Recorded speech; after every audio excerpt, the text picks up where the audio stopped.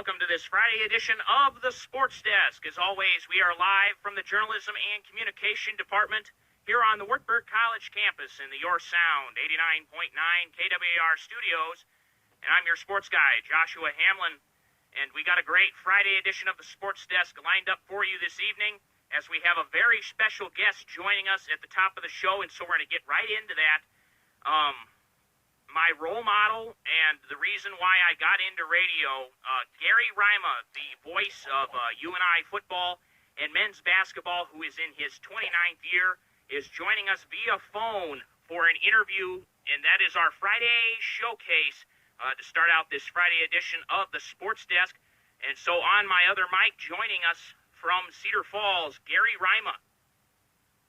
Josh, great being on with you, and man, you must have been pretty young when you started listening to me, because you're a young guy. You must have tuned into some of the Panther broadcasts when you were just a young guy. Yeah, I've been listening since I was very little, and got to witness some of the great games that you got to broadcast. One of my favorites being the matchup where UNI won to go to the Sweet 16, Ali for three. And that big win that sent him to the Sweet 16 back in the 2009-10 season was one of my favorites. But yeah, I've been listening to your broadcasts of football and basketball for a really long time. And so it's a full dream circle being able to have you joining us on this Friday edition of the Sports Desk. Well, it's my pleasure. Love talking UNI Panther athletics. Love talking about some of the great things I've been able to cover in my broadcasting career. And if it helps inspire some young guys or young gals to get into the field, that's pretty cool too. So looking forward to our conversation tonight. And so far, my first question for you, Gary, thanks so much for taking time to join us. I just wanted to get a career synopsis of your career in broadcasting as you enter your 29th year with Panther Athletics, but just wanted to get an understanding of where it started to where you are now. Well, I got into radio sports broadcasting in a real unorthodox way, Josh. I did not go to college. I was a Starmont graduate from Starmont High School, Strawberry Point. My dream was to be a pro baseball player. I played baseball, organized baseball, since I was 6 years old. I had some really good tryouts with pro teams after I graduated from high school, but nobody wanted to sign a 5'9" left-handed pitcher that threw about 80 miles an hour. So that dream kind of went away, and I really wasn't ready to go to college. I graduated from high school at 17, and I decided I was going to work for a year or two and then kind of figure out what I wanted to do. And I worked at the local grocery store in Strawberry Point, and one day my high school guidance counselor came into the grocery store, and he said, "Gary, you can't work in a grocery store the rest of your life. You have too much talent. Well, what do you want to do? What do you like? Let me help you, and we'll get something figured out here." And I told him, I took speech in high school. I loved the English classes. He knew I loved sports. I was a real lover of music, but I couldn't play an instrument. I couldn't read a note. I couldn't sing, but I really liked music. And just, kind of talking about that, we actually, at Starmont High School in 1972 and 73, my junior and senior year, we actually had a class called Broadcasting 1 and Broadcasting 2, and just kind of got the bug a little bit about broadcasting. So he said, "Gary, I got the perfect thing for you. I got a good feel for what would be good for you." He came back to the store the next day, and he had a pamphlet from Brown Institute in Minneapolis, and it was a radio broadcasting school. And he said, "Gary, you got to take a look at this. It's a one-year course. You'll graduate with back then you had to have a license to be on the air and radio. You had to have at least a broadcast 3 level license to be on the radio." And he says, "You'll go there, you'll learn how to be a disc jockey, learn how to do the news." So I said, "Okay, I'm going to go." And I enrolled, and in early August of 1974, I went to Minneapolis. I started school at Brown Institute, and I was only there for 3 weeks, Josh. And my high school sweetheart that I'd been dating for 3 years, became pregnant. I dropped out. I drove home. We got married in November and started a family. And I just took a regular job. But between that time, from about early September until I started this full-time job, I started calling around to radio stations to see if any of them had a full-time radio job, because I needed a full-time job, and I kind of got the radio bug a little bit, thought maybe I could do news, be a DJ, and the only thing that was available of all the stations I called was in Independence, Iowa. They were looking for a part-time play-by-play guy to do a high school football game of the week on Friday night from area schools, and then do a basketball game every Tuesday, Friday during the wintertime. And they asked me if I could do sports play-by-play. And I said, yeah, I can do that, absolutely. And the general manager said, well, send me a spec tape of one of your games. We're going to hire somebody within about the next week or so. So I said, okay, and I hung up. And Josh, I'd never broadcast a game in my life. I listened to a lot of games on the radio. I played a lot of sports. I knew sports, but I'd never broadcast a game. Well, my dad was the junior high football coach at Starmont Junior High. Football field was right across the street from our house. And I think it was about Tuesday that I was talking to this general manager.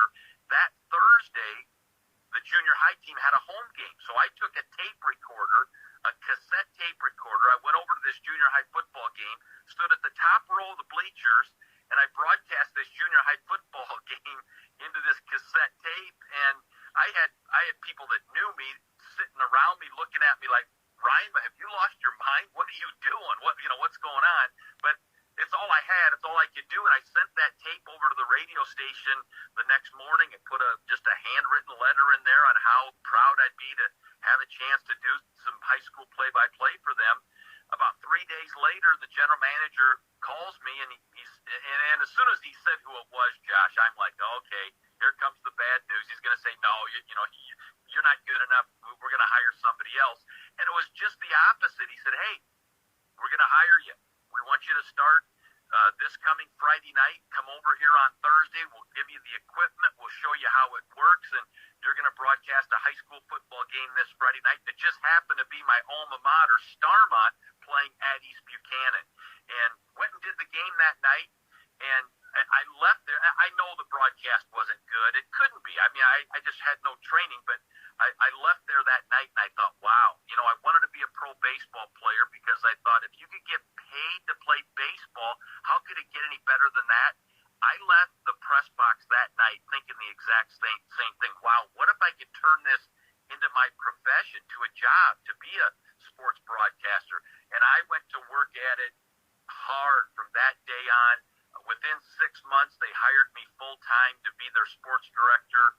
I had a DJ show from 2 to 5 in the afternoon. I sold advertising in the morning, and that's how I got my start. And I'm my own worst critic. I taped that game so I could listen back to it. To this day, I tape every game that I broadcast, and I used to sit back and listen to every broadcast start to finish. Now I'll listen to maybe half or 2/3 of the game as I'm prepping for the next game, just to see if I'm saying anything that doesn't sound just right, or if you say something that you're thinking, man, I kind of like that, I want to work that in more. And just kind of built a style of my own on how to call the games. And I ended up moving up and getting a better job at KWAR in Owine. And I was just in the right place at the right time in 1993-94 when Claire Rampton stepped down as the play-by-play voice for the UNI Panthers, and KOEL had the flagship rights. And the GM at the time, Tom Parsley, pegged me as the new voice of the Panthers in 93-94. And the University of Northern Iowa agreed with him that, yep, well, let's have Rima take it over. And I've stuck with it for 29 years and turned it into just really a tremendous career. I couldn't have dreamed that it would turn out this well, go to the places I've seen and call some of the events that I've been able to call and travel the way I've traveled. So it just, I don't know in this day and age if anybody could ever quite build their broadcasting career like that. They have to do it more like you're doing it, going to college, getting a degree, working at the college station. That's the way to probably get into this business now. But man, when I look back at, I'm not a college graduate. I had no training in radio sports play-by-play, and to do this really for almost 50 years, from the time I was 19, and I'll be 67 this next October. So to do it for that long, it really has been kind of an incredible story. Thank you, Gary. Top 3 moments broadcasting UNI athletics. I know there's way more than that, but I just want to value your time. So a top 3 for either football or between football and basketball. Well, when the football team in 2005 made it to the national championship game, I thought that was going to be probably one of the biggest highlights of my career, because it's so hard to get to the national championship game and then to get the chance to broadcast the national championship game. So that was an incredible season. Eric Sanders, a kid from Owine that I watched grow up, that looked up to my oldest son, Todd Rima, that did a lot of the same things Eric did at Owine, as far as being the star quarterback on the high school football team and point guard on basketball, and really good baseball player. So I really had a liking to him, and to see him take us where he did, that I thought that was going to be probably one of the biggest moments. But then 5 years later, the basketball team, the Panther men's basketball team, goes to Oklahoma City, and we beat UNLV in the first round of the NCAA tournament, where Ali Farouk-Manesh hit basically a buzzer-beating 3 to beat them. There was like 4 or 7 tenths of a second left when he made it, so they did inbound it, but it was basically a buzzer beater. And then 2 nights later, we upset the overall number 1 seeded, number 1 ranked team that's supposed to win the NCAA tournament in the Kansas Jayhawks. We take them down to get to the Sweet 16. As big as I thought that moment was to be in the national championship football game, take it times 100 on what that basketball game was, and just the interest that people across the country took in that win with UNI men's basketball and the University of Northern Iowa. And it was just such a huge upset at the time that, for me, that's got to be the top of the mountain number 1 moment in my broadcasting career.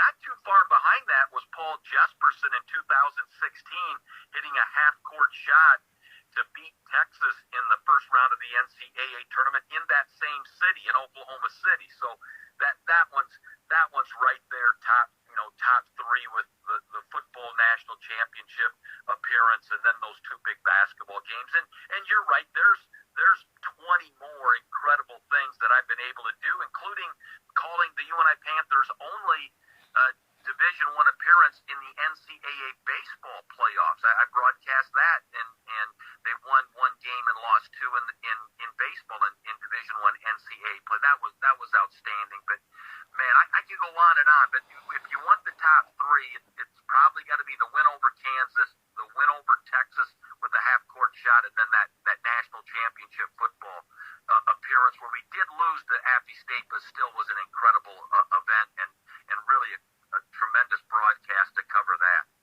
Yeah, I've loved getting to tune into those moments where they go back and get your reactions to what's happening on the court, either if I'm listening to it live or now with social media that they broadcast your reactions. It's always so cool to hear your catchphrases and your excitement, regardless of how the game is going, has been one of the things that's really drawn me into how you broadcast games, is your excitement regardless of how the game is going, and how level you are for both teams, how excited you are regardless of who's making the play. And that's something they really teach us here at Wartburg too, is to be very balanced and really be detailed in what we're saying. And so I got a lot of the excitement and the growing from you, and so I really appreciate that. Yeah, I appreciate you saying that. And as the radio broadcaster, I always felt my job, Josh, was to put the listener there. I always approached every radio play-by-play broadcast, even to this day, with all the smartphones where you can bring it up on your phone and watch it, where you can watch it on TV, all the games that are covered. You still broadcast the game as if the listener cannot see it. You have to paint the picture for them so that they can see it in their mind the way you describe it. And that's key for a radio broadcast. Describe it so they can see it. And I think the best radio announcers, they're able to do that. You can listen to the game and you can just picture how that basketball game is playing out. Where's the ball? Who has it? What's the defense doing? Did it go in? Didn't it go in? And and with that being said, the most important thing in any broadcast, in a football game, it's the down and distance, the time and score. I mean, that's the guts of it. That's what the listener really wants. They want to know, okay, what's the down, what's the distance, who has the ball, and how much time's left, and what's the score. And in basketball, it's very similar. You got to give the time and score. People tune in and tune out to the broadcast off and on, so you don't want to go 4 or 5 minutes without giving the score. You want to give that regularly so they know it. But yeah, it's so fun to do radio because you get to describe it. You get to paint the picture. It's kind of that theater of the mind that you put out there over the airwaves. And I've always enjoyed that part of doing a radio broadcast. Just a couple more questions I have for you, Gary. Your role model. Oh man, I have to start with my dad. I mean, he was a teacher and coach. He coached me in baseball. He coached me in football. He just was a huge lover of sports, a diehard Chicago Cubs and Bears fan, and we spent a ton of time watching those games together. And he's one of those guys, even back in the day, where he put the Bears on TV on Sunday, but he turned the radio broadcast of the Bears game on the radio and turned the TV sound down. And it's just so fun to sit there and take in those games that way. And then, growing up, I listened to Ron Gonder, the longtime play-by-play voice of the Iowa Hawkeyes. I'd catch Bob Brooks some and a little bit of Jim Zabel. But I always gravitated towards Ron Gonder. I thought he did a great job of describing the games and painting that picture for me as I listened to Iowa games, and I was a youngster, and and then just different guys. I love the way Harry Carey approached his broadcast with Chicago Cubs baseball. You just knew he had the love of the Cubs, and that's what I wanted to do for the team I was covering, whether it was the high school team I was following, whether it was you and I wanted to bring that passion to what was my team. I mean, Harry never got too excited when the St. Louis Cardinals, beat his Cubs, but when the Cubs played great, you knew it. He was excited. He was fired up. It was holy cow, and that's what I wanted to do as I broadcast UNI Panther athletics. Wayne Larrabee was another guy that I listened to a ton. He was the Chicago Bears radio play-by-play guy for years. I thought he was the best ever as far as his description of football, and he would get excited, but you could still understand him. It was still audible. You could feel it. Now he's with the Green Bay Packers and continues to do a great job. So, I mean, those are some of mine. And I even look back at some of my teachers. There was a lady teacher in Miss Daisy who got me involved in speech and drama and being in the school plays and taking broadcasting 1 and broadcasting 2. And I had no idea that that's the field that I would go into, but she saw something in me. And then Tom Parsley, who was the GM at KOEL Radio, that he too, I think, saw something in me and my abilities and my love for doing radio sports play-by-play, and thought I had some abilities that maybe I didn't even realize I had, and him, promoting me to be the voice of the Panthers 29 years ago, just a huge mentor of mine and a guy that I really look up to on how he treated people and approached his job. So, that's kind of a long list, but those are the ones that I can think right off the top of my head that really touch me. Yeah, for me, it's you, and then as well as Gary Dolphin who covers Iowa men's basketball and football, along with Pat Hughes and Ron Coomer that cover the Cubs. And so, and then on the TV side, Jim Nance as well. So, I've grown up in a great era of great sports broadcasters on both the TV and radio side, and it's been great to be able to learn from you guys, and then be able to start doing it myself now with night vision, where we broadcast live events on campus to get that experience. Yeah, that's outstanding. That's the way to do it. And we all do that. You know, you're talking about the era of guys that are broadcasters now, and heck, I still listen to Cubs radio and Pat Hughes and Coomer, and you know, I loved you know, when Ron Santo was on the radio broadcast with Hughes, and just great guys. And what I think you end up doing is you want to develop your own style, your own way of doing it, but we all kind of take a little bit from this guy and that guy that we liked and we listened to and what we thought was good, and then you just develop your own style and how you want to call a game, and then you know it works really well. So yeah, you're kind of taking a really cool path, and in a way, as you talk about some of the things, it parallel a little bit on how I did it. It's just I didn't get that opportunity, or didn't take advantage of doing a college situation and working to get a degree and get some of that great experience that you're getting right there at Wartburg College. Your broadcast partners, you've had some great ones over the years. I really enjoy their color commentary and that balance that you have with them. They always know the right time to come in to build on the picture that you're painting. Yeah, I've been so lucky. Scott Peterson was a former football player at UNI. He did some assistant coaching at Cedar Falls High School.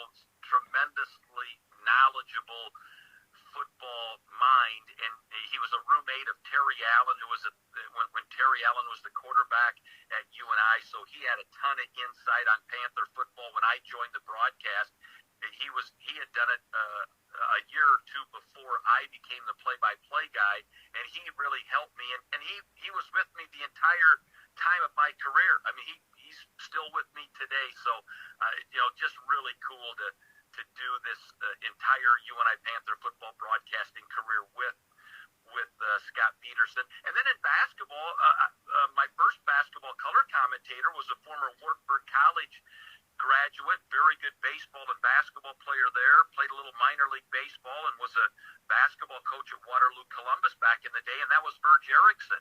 And Verge did the first 8 years with me, and then in comes Kevin Boyle, who was he played for the Iowa Hawkeyes, was on their Final Four team, was a tremendous college basketball player, actually went overseas after he didn't make it with the Philadelphia 76ers, and then joined Eldon Miller's coaching staff at UNI and coached with Eldon for 12 years, and then ended up becoming my broadcast partner 21 years ago.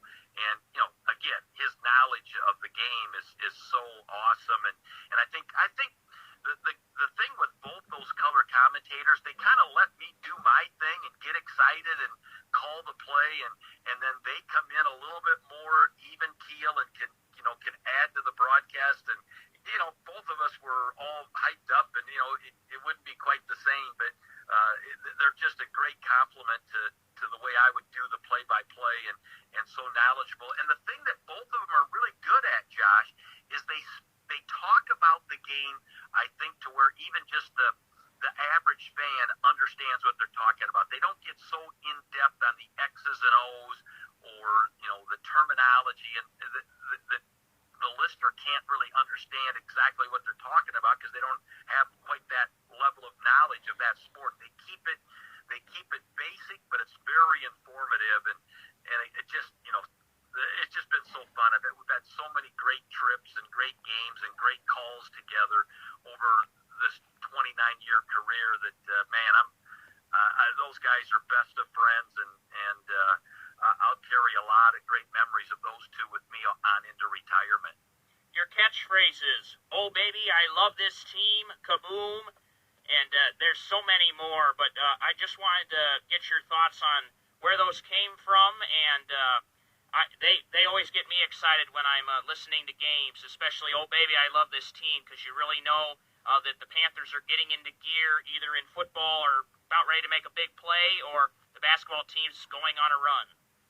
Yeah, remember I told you kind of towards the beginning of the interview that I listened back to all the tapes of my games, and back in when I was doing high school games, I kept thinking that I would love to come up with just a cool catchphrase, because you know, Harry Carey Cow, and prior to him, Jack Brickhouse, it was Hey Hey, and Bob Hogue, who did Iowa Hawkeye basketball on TV, had Oh My when they did something really good. And I just kept thinking, man, I'd like to come up with something.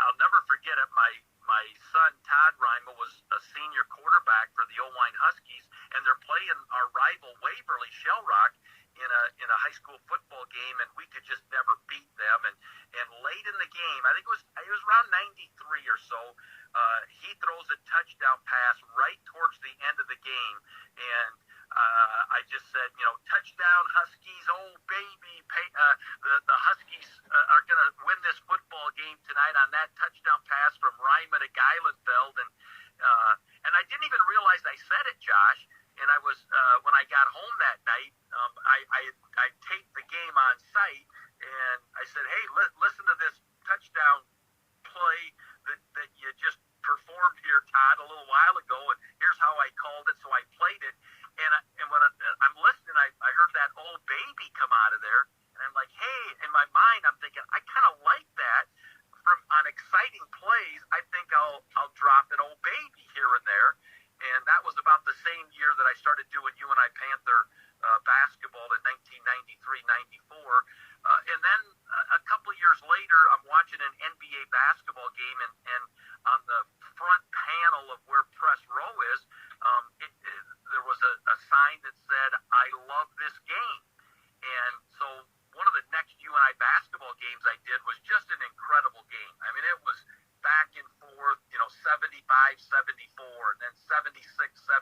And I just remember saying, oh, baby, I love this game. And it was just such a great game. And I was listening back to that tape later, and I thought, yeah, I kind of like that. Well, then a couple games later, we pull off a big upset and win, and I dropped the first, oh, baby, I love this team. And that is stuck from that time on, whether it was a football game, a basketball game, that became one of probably the bigger catchphrases that I've ever put together. So that was a lot of fun. And the kaboom that just kind of developed out of the blue also. It was during a UNI basketball game, and I used to say something along the lines of, Darren DeVries has it, he loads the gun, fires at the target, and boom, he hit the bucket, 2 points, whatever. And then all of a sudden we got a player by the name of Kajol Heligba, and he hit a big three, and instead of saying boom, I said kaboom, Kajol hits the three. And I'm listening back to that the next day, and I'm thinking, hey, I like that. I think on every time UNI hits a three, no matter who it is, I'm going to just say kaboom instead of saying, 3-point shot is good or trifecta. I'm going to try it. And it just really caught on. I mean, fans started bringing signs that said kaboom, and then I added kabullseye, and every once in a while it'll be kaboom, kabullseye, and now I do kaboom and kabang. It's just, so, those things just, they kind of take on a life of their own, Josh. They really do. I mean, there's times I'll walk into a restaurant in the morning to get something to eat, or I'll go into a restaurant at lunch, and somebody will see me, and they won't say, hey, Rima, how you doing? Or, hey, Gary, what's up? They'll go, oh, baby, how you doing? Kaboom there. And so it is really amazing how people, they hear those, they just kind of hang on to them, and it just in a way kind of takes on a life of its own, it feels like. But it's I think it's pretty cool, and it's been neat that all those have worked out so well. I'm coming down to just the last couple questions here for you, Gary. Wanted to move to tomorrow. Biggest game of the year for UNI. They are hosting Loyola. Battle for the regular season championship in Missouri Valley Conference men's basketball. A chance at a number 1 seed in next week's Arch Madness. And it's your final broadcast in the McLeod Center. So just wanted to get a culmination of your thoughts on tomorrow's big game against the Ramblers. Yeah, what a way to go out, huh? I mean, that's going to be a lot of fun. I can't wait. We've been in some games where the last game of the regular season, if we won, we were going to win the regular season title. And there's been one other time we've been in a game where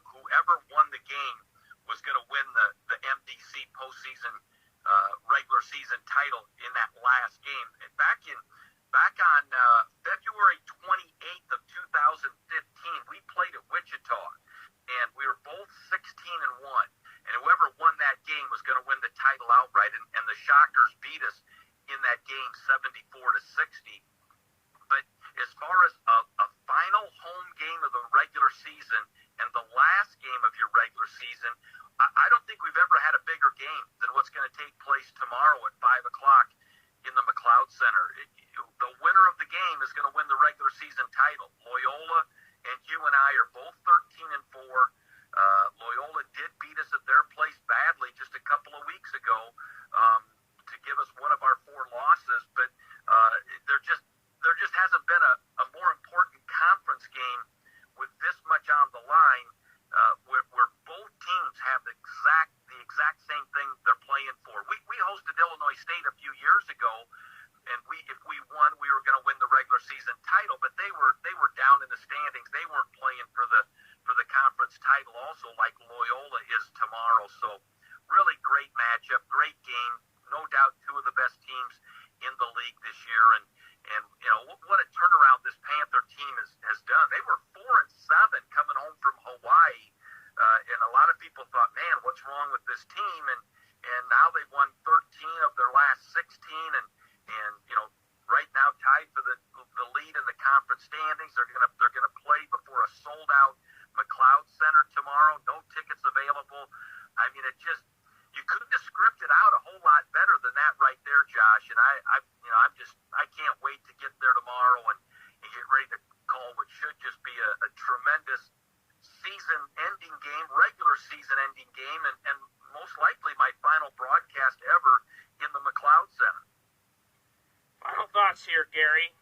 Anything else you'd like to tell our audience? And just wanted to thank you for joining us on this Friday edition of the Sports Desk.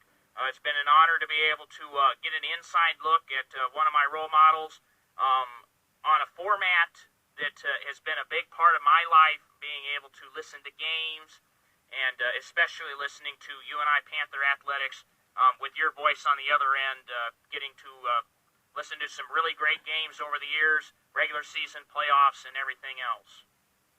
Well, and I appreciate you saying that, and that's the one thing that I guess I've really heard a lot about over the last 6 months is just how many lives you touch that you don't even realize, and that's pretty humbling, I got into this, because I had such a huge passion for sports. I love sports.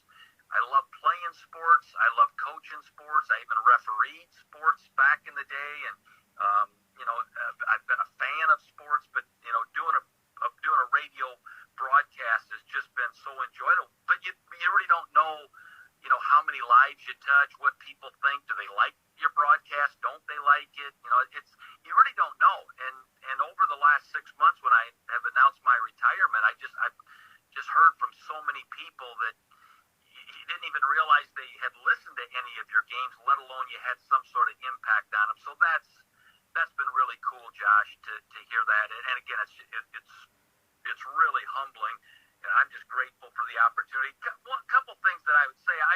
I didn't get into this business or this position of broadcasting for any kind of awards or accolades, but there have been some nice awards that I have received that are pretty cool. 2 times I was named the Iowa Sports Broadcaster of the Year by the National Sportscasters and Sports Writers Association, and had no idea I was even being considered for that. So that was really cool. I was put into the Iowa High School Athletic Association's Media Awards Hall of Fame back when I was about 40 years old and just started doing UNI, and that was because of a lot of the high school sports that I broadcast. So I love the high school days and covered high school sports too. But I think people always ask me, what are you most proud of in all this years of broadcasting? And I think the thing that really sticks out to me is I've never missed a broadcast in all these years. If I was supposed to do the game, if I was scheduled to do the game, I was always there. And Josh, there were some days I wasn't feeling very good. I maybe had a sore throat. throw. Maybe I was hoarse. My voice wasn't the greatest. Maybe one of my sons had a big high school game I wish I could be at, but I had a college game to go do, and I just never missed a game that I was assigned to go do. And over the last couple of years, I've taken a couple games off within my contract agreement where I was contracted where I could take a game off, so I wasn't assigned to go do that game. I was allowed to be any game that I was scheduled to do, supposed to do. I've been there and I've done it, and no matter what the circumstances were. I remember traveling and driving in some horrible weather to get to a basketball game and get there and do the game and get home. So I'm really proud of that accomplishment over all these years, and it's a heck of a commitment. It's not a Monday through Friday 9 to 5 job. You're basketball, football, a lot of that's played at night.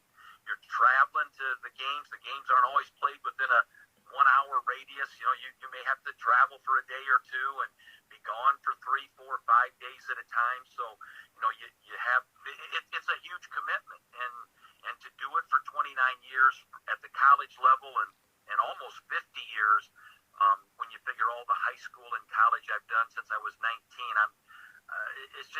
it's been, I wouldn't change it. I wouldn't do anything any different, but it is a heck of a commitment, and I am proud of that accomplishment of never calling in and saying, hey, I can't make that game tonight, or hey, I'm not going to go, or I'm too sick, I can't make it. If I was supposed to go do the game, I was always there. So that dependability, I think, meant a lot to a lot of people.